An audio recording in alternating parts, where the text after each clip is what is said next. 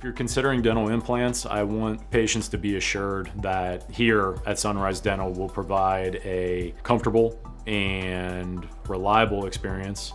We look forward to providing that service for you. The biggest benefit from having dental implants is longevity.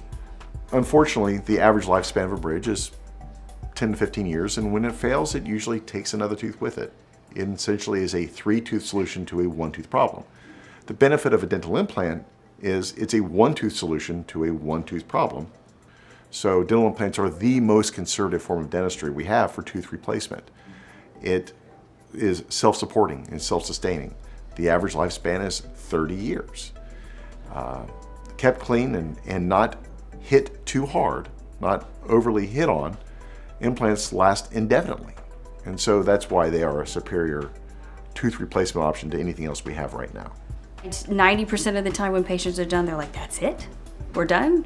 It's just one of the least invasive procedures, and patients just seem to think there's a lot more involved with it than what there is.